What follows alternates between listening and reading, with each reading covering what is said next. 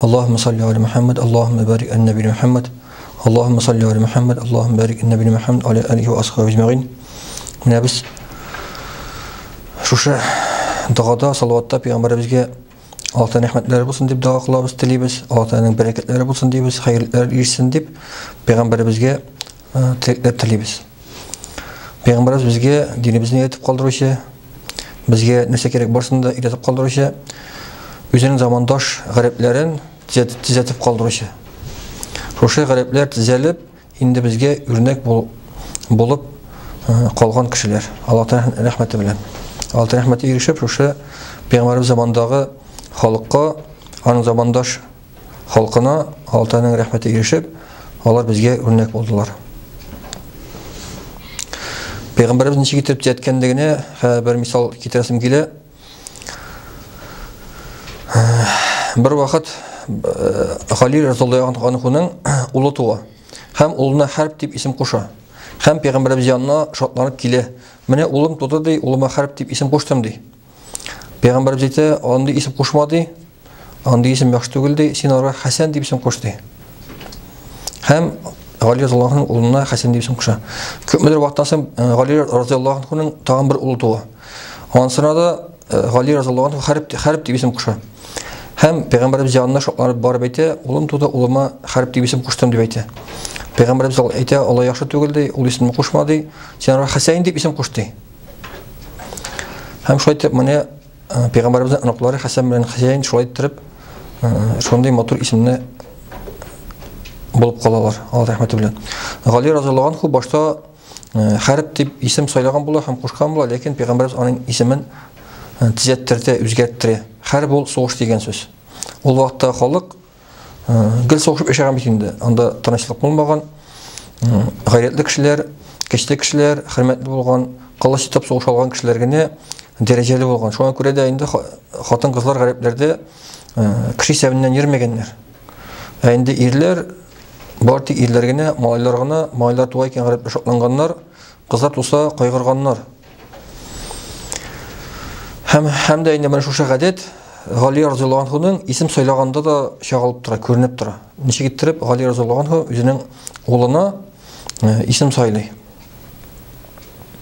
Ol anaga soğuş dip isim koşa, harp, garipçe ol harp bola, soğuş. İki mertebe şolay ettirip soğuş dip isim koşa, lekin iki mertebe Peygamberimiz anarga matur isim takdim eti. Hem şonda işarak birgene bulmay köp mertebeler bola. Köp mertebeler bola. Ömer radıyallahu anhu'nun da ulunun ismini özgerttirdi ol. Bir vakit Allah yaştagi bir kişine göre, bir sahabana göre ismi anın ağırlık dip tercüme etili. Ağırlık. Hem Peygamber aytdı, ismini özgertdi, sana jеңillik dip isim koşak dey. Senin ismin jеңillik bolsun dey, oңайлык bolsun dey.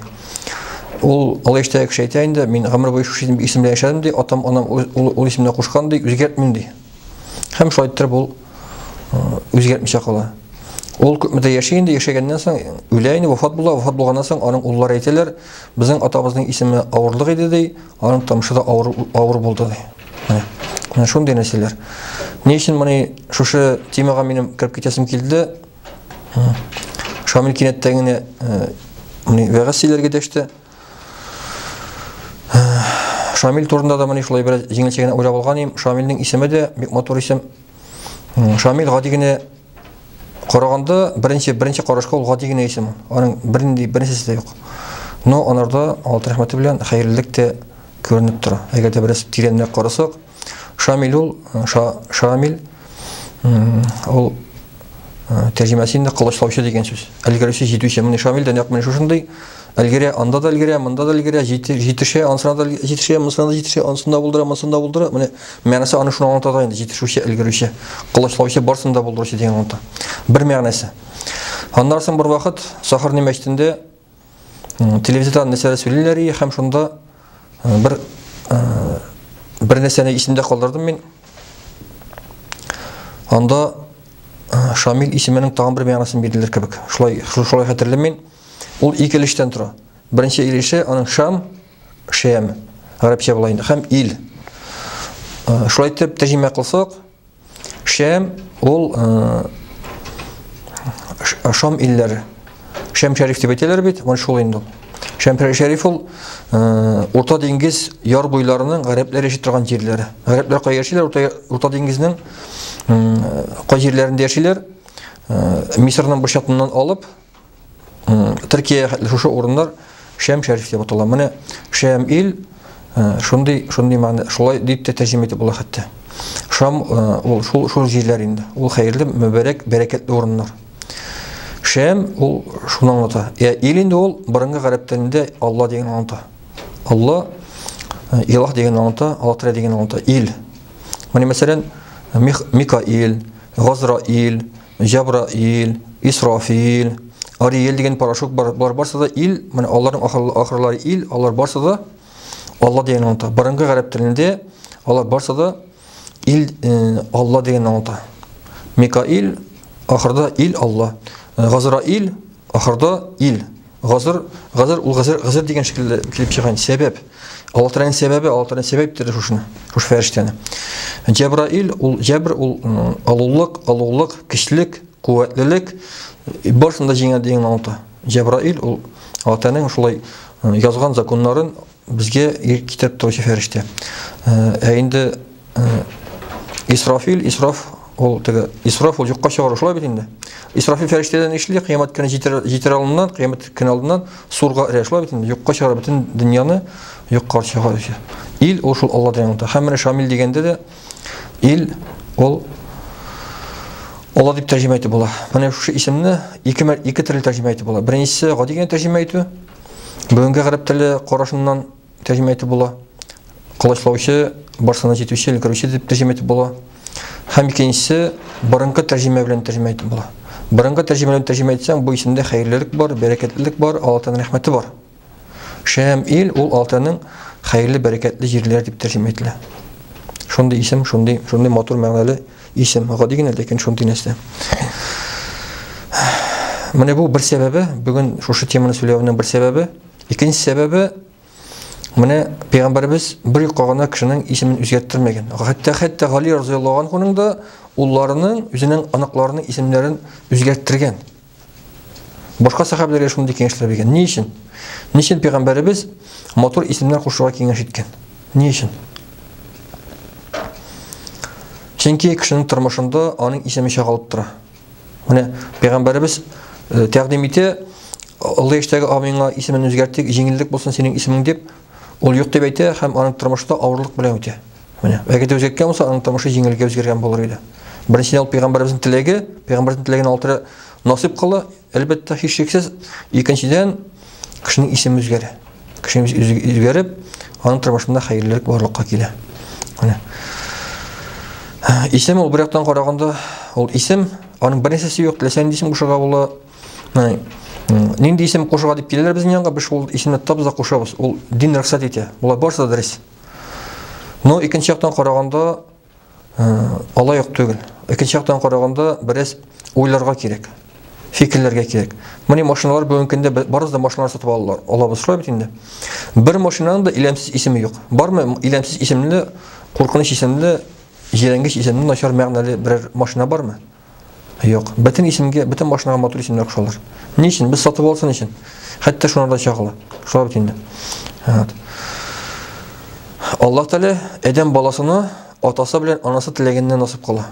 Атасы белән анасы балага нәрсә насыйп кылса, нәрсә теләсә, Алла Тәгалә шуны насыйп кыла. Менә бу исемдә кешенең исемендә чагылып тора. Әгәр дә без үзебезнең тормышыбыз турында уйласак, үзебезнең якыннарыбызның, үзебез белгән кешеләрнең тормышлары турында бераз уйлап карасак, искә төшереп карасак, аларның тормышлары исемләренә туры килә. Әле алай гына түгел, аларның тормышларында аталарының исемнәре дә чагыла хәтта. Алай гына түгел, хәтта аларның фамилияләре, бабаларның исемнәре шулай бит инде. Бабаларның исемнәре дә аларның тормышларында чагыла хәтта. Менә безнең бабаларыбыз элек ул ислам дине шулай бит инде. Ул яшьлегеннән үк динне тоткан, динне якын күргән һәм яшьлегеннән үк дага гыйбадәттә булган кеше. Һәм бүгенге көндә дә ул шундый шулай бара, матур гына итеп бара. Менә кешенең исеме ничек? Аның атасы шундый исем кушкан һәм Алла шунларга шуны биргән. Менә шундый мисаллар күп. Әгәр уйлый башласак, шулай килеп чыга. Шуңа күрә исемнәрне уйлаганда, сайлаганда уйларга кирәк. Уйларга кирәк, кешенең исемендә мәгънә булырга тиеш, хәерлелек булырга тиеш, яхшылык булырга тиеш. Һәм инде менә пәйгамбәрбез үзенең оныкларына да шушындый матур исемнәр сайлый.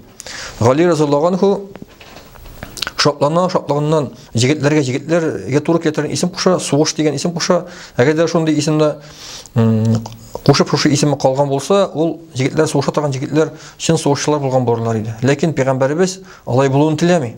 Пәйгамбәр нәрсә тели? Хәерлелекне тели, яхшылыкны тели. Һәм инде Хәсән дип исем куша, Хәсәин дип исем куша. Хәсән белән Хәсәинне дә тәрҗемә итсәк, яхшылык, изгелек дип тәрҗемә ителә. Хәсән хороший, Хәсәин хорошенький, бик матур исемнәр. Хороший һәм хорошенький, бик матур исемнәр. Менә шундый исемнәр куша. Һәм пәйгамбәрбез шундый менә матур исемнәр тәкъдим итә. Пәйгамбәрбез тәкъдим иткән исемнәр Мөхсин, Җәмил, Җәмилә. Мөхсин изгелек кылучы дип тәрҗемә ителә. Җәмил матур кеше, Җәмилә шулай ук матур хатын-кыз дип тәрҗемә ителә. Менә шундый. Габдулла дип пәйгамбәрбез Гомар разиллаһу анхуның улына тәкъдим ясый. Шундый исем куш дип Гомар разиллаһу анху шундый тәкъдим итә. Һәм Гомар разиллаһу анху Габдулла исеменә улы була. Рахмәтуллаһ. Габдулла бин Гомар дигән сахаба булар разиллаһу анху. Менә шулай. Ассаламу алейкум ва рахматуллаһи ва баракатуһ.